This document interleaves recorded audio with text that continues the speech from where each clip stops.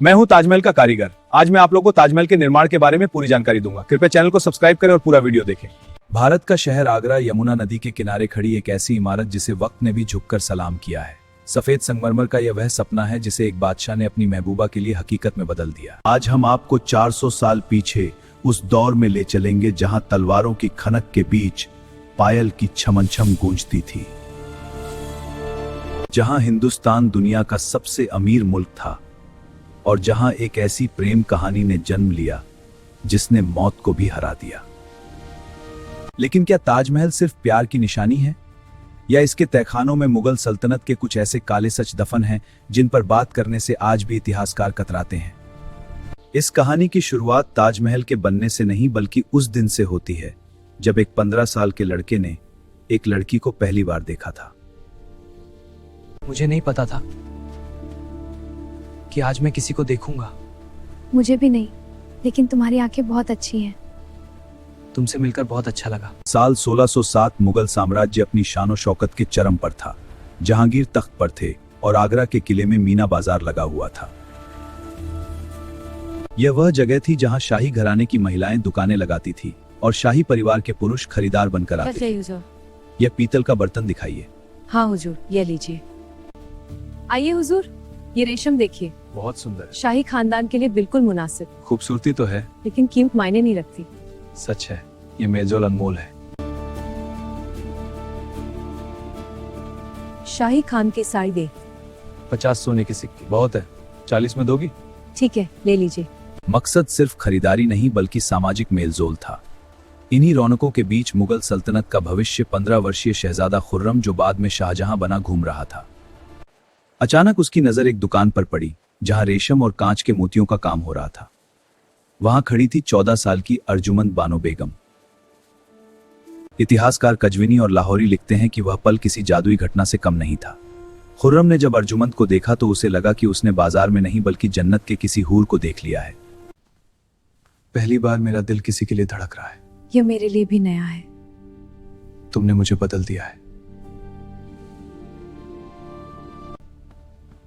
अब्बा जान, मैंने सोच लिया है। खुर्रम, बताओ क्या है? मैं सिर्फ अर्जुमन से शादी करूंगा। लेकिन बेटा, यह राजनयिक शादी होनी चाहिए। मैं अर्जुमन के बिना नहीं रह सकता। लेकिन शाही शादियां सिर्फ प्यार से नहीं, सियासत से तय होती थी। अर्जुमंद नूरजहां जहांगीर की पत्नी के भाई आसफ खान की बेटी थी। यह गठबंधन साम्राज्य को मजबूत करेगा। यह रिश्ता मुगल दरबार में नूरजहां गुट को बहुत मजबूत कर सकता था। हाँ हुजूर, सगाई तो हो गई।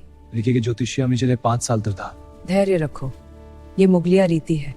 सोचिए, एक 15 साल का लड़का जो शहजादा है, उसे अपनी मोहब्बत पाने के लिए 5 साल का इंतजार करना पड़ा। 5 साल। इन 5 सालों में खुर्रम ने दूसरी शादियां भी की, जो कि एक राजनीतिक मजबूरी थी। लेकिन उसका दिल सिर्फ अर्जुमन के पास था। आखिरकार 1612 में वो घड़ी आई। शादी हुई और अर्जुमन बानो बेगम बनी मुमताज महल, यानी महल का नगीना। मुमताज महल कोई आम रानी नहीं थी। वह शाहजहां के हर सुख दुख की साथी थी, चाहे वह शिकार हो, शतरंज का खेल हो या फिर जंग का मैदान। शाहजहां का उन पर भरोसा इतना गहरा था कि शाही मोहर जिससे फरमान जारी होते थे, मुमताज के पास ही रहती थी। यह मोहर तुम्हारे पास रहेगी मेरी प्रिय। शाहजहां उन्हें मलिकाए जमानी कहता था। यह प्यार एक तरफा नहीं था, यह एक जुनून था। हमारे 19 साल के वैवाहिक जीवन में मैंने 14 बच्चों को जन्म दिया। हाँ, यह दर्शाता है कि कीम शारीरिक और भावना खुशला थी। हमारी हर मुलाकातें बरता थी। लेकिन यही नजदीकी उनकी मौत का सबब बनने वाली थी। 1628 में खुर्रम शाहजहां बनकर तख्त पर बैठा। मुगल खजाना दुनिया के कुल जीडीपी का लगभग 25% हिस्सा रखता था। सोने की नदियां बह रही थी, लेकिन कुदरत को कुछ और ही मंजूर था। कहानी का सबसे दर्दनाक मोड़ आता है साल 1631 में। दक्कन यानी महाराष्ट्र का इलाके में लोदी ने बगावत कर दी थी। शाहजहां को उसे कुचलने के लिए आगरा छोड़कर बुरहानपुर जाना पड़ा। मुमताज, मुझे राज्य के लिए आगरा छोड़ना होगा। लेकिन शाहजहां, मैं गर्भवती हूँ। मैं जानता हूँ, मुझे बुरहानपुर जाना होगा। ये हमारा 14वां बच्चा है। मैं शीघ्र लौटूंगा। हकीमों और सलाहकारों ने मना किया। बुरहानपुर जाऊंगी। मेरी प्रिय मुमताज। 16 जून 1631 की वो काली रात बुरहानपुर के शाही खेमे में चीख पुकार मची हुई थी। मुमताज महल को प्रसव पीड़ा 30 घंटों से हो रही थी। बच्चा तो पैदा हो गया, लेकिन मुमताज की हालत बिगड़ती गई। अत्यधिक खून बहने की वजह से उनका शरीर ठंडा पड़ने लगा। शाही हकीम वजीर खान ने अपने हाथ खड़े कर दिए। खबर शाहजहां तक पहुंचाई गई।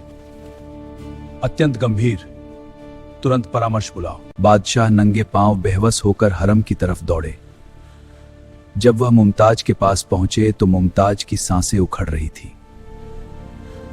उस जमाने के इतिहासकारों के मुताबिक मुमताज ने मरते वक्त, शाहजहां मेरी याद में दुनिया की सबसे सुंदर इमारत होनी चाहिए। मैं वादा करता हूं मेरी मुमताज। 17 जून की सुबह मुमताज महल ने शाहजहां की बाहों में दम तोड़ दिया। मुमताज की मौत ने दुनिया के बादशाह को तोड़कर रख दिया। कहा जाता है कि शाहजहां कमरे में गया और उसने खुद को अंदर से लॉक कर लिया। ना उसने कुछ खाया ना पानी पिया। बाहर सिर्फ उसके रोने की आवाजें आती थी। जब 8 दिन बाद दरवाजा खुला तो जो शख्स बाहर आया यानी शाहजहां, उसे पहचानना मुश्किल था। 29 साल के बादशाह के बाल और दाढ़ी जो पहले काले थे, गम के मारे सफेद हो चुके थे। उसकी कमर झुक गई थी, आंखों के नीचे गहरे गड्ढे पड़ गए थे। शाहजहां ने पूरी सल्तनत में 2 साल का शोक घोषित कर दिया। रंगीन कपड़े पहनकर पाबंदी लगा दी गई।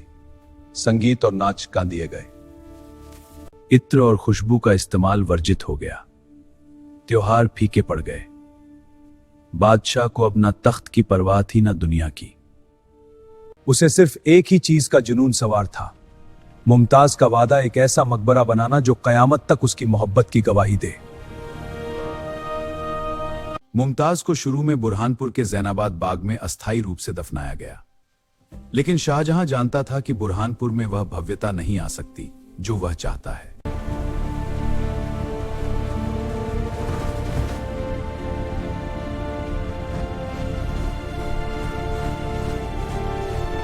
अब शुरू हुआ दुनिया के सबसे बड़े आर्किटेक्चरल चैलेंज का दौर। शाहजहां ने अपने दरबार में ऐलान किया कि उसे एक ऐसा नक्शा चाहिए जो इंसानी सोच से परे हो। दुनिया भर से तुर्की, फारस, इटली और हिंदुस्तान के कोने कोने से आर्किटेक्ट्स और डिजाइनर्स को बुलाया गया। क्या ताजमहल का डिजाइन किसी एक आदमी ने बनाया था? अक्सर उस्ताद का नाम लिया जाता है, लेकिन मुगल रिकॉर्ड्स बताते हैं कि ये एक टीम एफर्ट्स था। शाहजहां खुद इस प्रोजेक्ट का हेड आर्किटेक्ट बन गया था। उसने अपने पूर्वजों की इमारतों की कमियों और खूबियों को परखा। हुमायूं का मकबरा दिल्ली से उसने डोम और चारबाग स्टाइल का आइडिया लिया।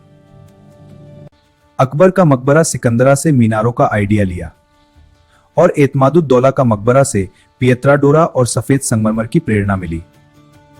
शाहजहां ने इन सबको मिलाकर एक ऐसा डिजाइन फाइनल किया जो सिमेट्री का मास्टरपीस था। आगरा में यमुना नदी के किनारे एक जमीन का टुकड़ा शाहजहां को पसंद आया, लेकिन यह जमीन मुगल सल्तनत की नहीं थी। यह जयपुर के राजा जय सिंह की थी। शाहजहां ने इस जमीन के बदले राजा जय सिंह को आगरा शहर के बीचों बीच 4 बड़ी हवेलियां दी थी। यह एक बार डील थी, लेकिन यहां इंजीनियरिंग की सबसे बड़ी मुसीबत खड़ी थी। यमुना नदी का किनारा। नदी के किनारे की जमीन दलदली होती है। इतनी भारी इमारत जिसका वजन लाखों टन होने वाला था, वह ऐसी जमीन पर टिक ही नहीं सकती थी।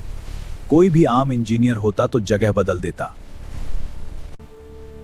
लेकिन शाहजहां की जिद थी, मकबरा बनेगा तो यहीं ताकि मैं अपने किले से इसे देख सकूं।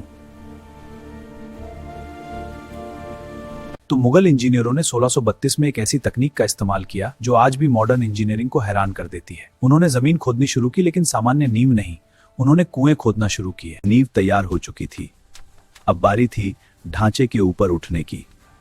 आमतौर पर इमारतों को बनाने के लिए बांस की मचान बांधी जाती है। इतिहासकार लिखते हैं कि मुगल इंजीनियरों ने बांस की जगह ईंटों की मचान बनाई, यानी इमारत के साथ साथ एक और ईंटों की दीवार खड़ी की गई ताकि मजदूर ऊपर चढ़ सकें और भारी पत्थर पहुंचा सकें। अब ताजमहल बनकर तैयार हुआ, लेकिन यह अभी बदसूरत ईंटों और चूने का पहाड़ था। इसे वो सफेद जन्नत बनाने के लिए चाहिए था खालिस सफेद संगमरमर। आखिरकार राजस्थान के मकराना की खदानों में दुनिया का सबसे बेहतरीन मार्बल मिला। यह मार्बल सख्त था, चमकदार था और पानी को सोखता नहीं था, जिसका मतलब था कि यह सदियों तक पीला नहीं पड़ेगा। चुनौती, मकराना आगरा से 400 किमी दूर था। उस वक्त न ट्रक थे न ट्रेन। हजारों टन भारी चट्टानों को इतनी दूर कैसे लाया जाए? इसके लिए एक पूरा लॉजिस्टिक सिस्टम बनाया गया। लगभग 1000 हाथियों की फौज तैयार की गई। विशेष प्रकार की बैलगाड़ियां डिजाइन की गई जिनके पहिए बड़े और चौड़े थे ताकि वे भारी वजन से जमीन में धंस ना जाएं। आगरा पहुंचने पर गुंबद की ऊंचाई तक पत्थर पहुंचाने के लिए सीढ़ियां नहीं बल्कि 15 किमी लंबा मिट्टी का रैंप बनाया गया। सिर्फ सफेद पत्थर काफी नहीं था। मुमताज के लिए शाहजहां को तारों जड़ा आसमान जमीन पर उतारना था। ताजमहल की दीवारों पर जो फूल पत्तियां आप देखते हैं वो पेंटिंग नहीं है, वो कीमती पत्थर हैं जो मार्बल को खोदकर उसमें जड़े गए हैं। शाहजहां ने दुनिया भर के मुल्कों में अपने दूत भेजे ताकि नायाब हीरे जवाहरात लाए जा सकें। नीला पत्थर अफगानिस्तान से आया, फिरोजा तिब्बत से, जास्पर पंजाब से, जेड और क्रिस्टल चीन से, कर्नेलियन अरब से और नीलम श्रीलंका से मंगाया गया। कुल मिलाकर 28 प्रकार के बेशकीमती पत्थर ताजमहल की दीवारों में जड़े गए।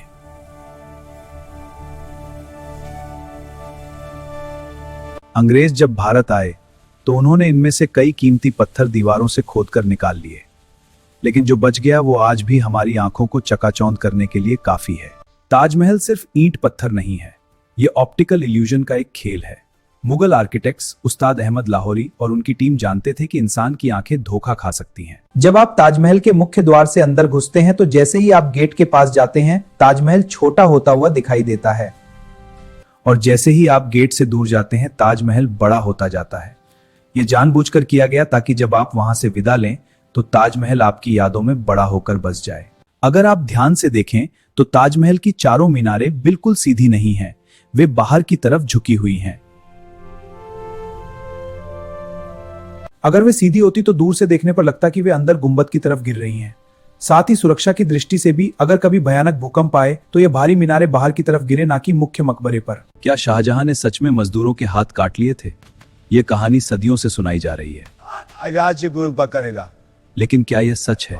इतिहास कुछ और बताता है, बल्कि सबूत इसके विपरीत हैं। ताजमहल बनाने वाले कई मजदूरों और कारीगरों ने बाद में शाहजहानाबाद यानी पुरानी दिल्ली बनाने में भी काम किया। अगर उनके हाथ काट दिए गए होते तो वे लाल किला और जामा मस्जिद कैसे बनाते?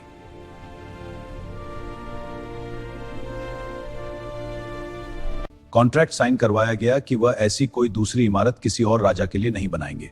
बदले में उन्हें पूरी जिंदगी पेंशन दी गई।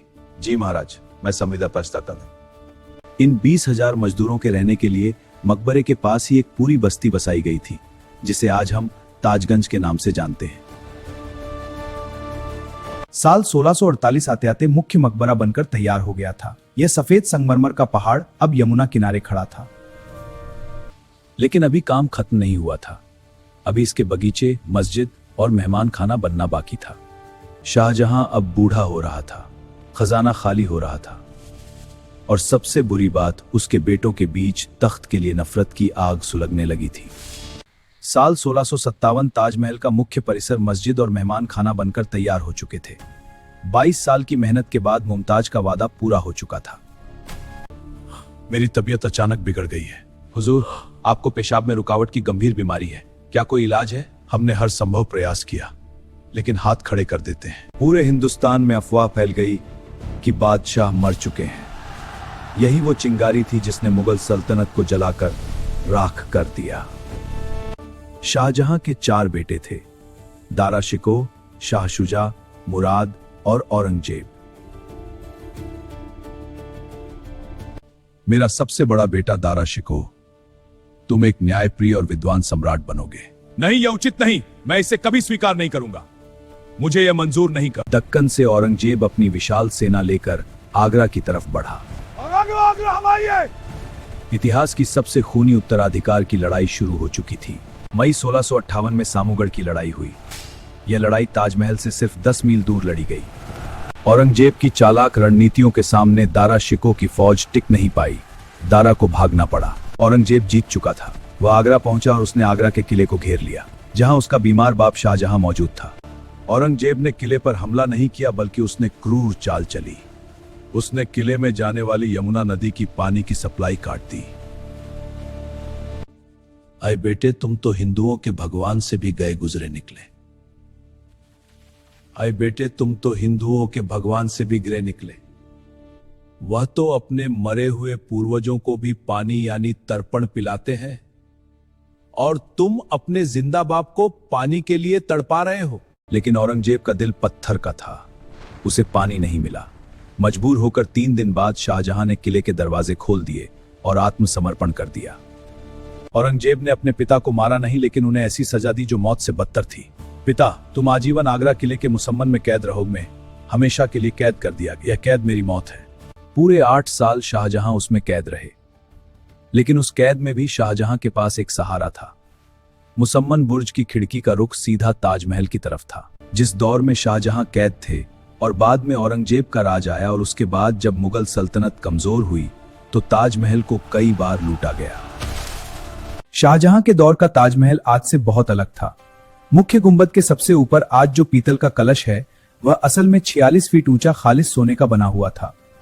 ताजमहल के मुख्य द्वार पर ठोस चांदी के विशाल दरवाजे लगे थे, जिन पर सोने की कीलें थी। 1764 में जाट राजा सूरजमल के हमले के दौरान इन दरवाजों को उखाड़ लिया गया और पिघला दिया गया। शुरुआत में मुमताज की कब्र के चारों तरफ सोने की रेलिंग थी, लेकिन मुझे डर है कि लोग इसे चुरा लेंगे, इसलिए शाहजहां ने इसे हटवा दिया। इसलिए उसने खुद इसे हटाकर वहां बेहद महीन संगमरमर की जाली लगवा दी थी। शाहजहां अपनी कैद में बैठे बैठे अपनी बनाई जन्नत को लूटते हुए तो नहीं देख पाए, लेकिन उन्हें पता था कि उनके बाद इस इमारत की हिफाजत करने वाला कोई नहीं होगा। शाहजहां अब 74 वर्ष के हो चुके थे। बीमारी ने उन्हें बिस्तर से लगा दिया था। उनका शरीर कंकाल जैसा हो गया था। 21 जनवरी की रात शाहजहां की सांसें उखड़ने लगी। 22 जनवरी 1666 की सुबह आगरा किले के मुसम्मन बुर्ज में सन्नाटा था। दुनिया का सबसे अमीर और ताकतवर बादशाह शाहजहां अब नहीं रहा था। शाहजहां का पार्थिव शरीर चंदन के ताबूत में रखा गया। उसे आगरा किले के मुख्य द्वार से नहीं, बल्कि पीछे के एक छोटे चोर दरवाजे से निकाला गया। शाहजहां के जनाजे के साथ कोई बड़ी फौज या जनता नहीं थी। सिर्फ कुछ गिने चुने लोग, कुछ नौकर और इस्लामिक विद्वान मौजूद थे। शाहजहां के ताबूत को नाव के जरिए खामोशी से यमुना नदी पार करके ताबूत को ताजमहल के पीछे लाया गया। अब बात करते हैं उस रहस्य की जिसने पिछले कुछ सालों में इंटरनेट पर तूफान मचा रखा है। ताजमहल के तहखाने में बंद 22 कमरे। कुछ लोगों का मानना है कि इन कमरों में हिंदू देवी देवताओं की मूर्तियां हैं या कोई पुराना शिव मंदिर है जिसे शाहजहां ने छुपा दिया था। पुरातत्व विभाग यानी ASI और स्ट्रक्चरल इंजीनियर्स का कुछ और ही कहना है। ताजमहल बहुत भारी इमारत है। इसे सीधे जमीन पर खड़ा करने के बजाय मेहराबों पर खड़ा किया गया है, ताकि ताजमहल का वजन बराबर बंट जाए। ये कमरे उसी आर्ट सिस्टम का हिस्सा है। 1607 के मीना बाजार से शुरू हुई एक नजरों पे उसके गुस्ताखी 1654 में संगमरमर का पहाड़ बनी, 1666 में एक कैदी की मौत पर खत्म हुई। उम्मीद है कि आपने वीडियो को अंत तक देखा होगा और आपको पसंद भी आया होगा। तो वीडियो को लाइक करें और चैनल को सब्सक्राइब करना ना भूलें।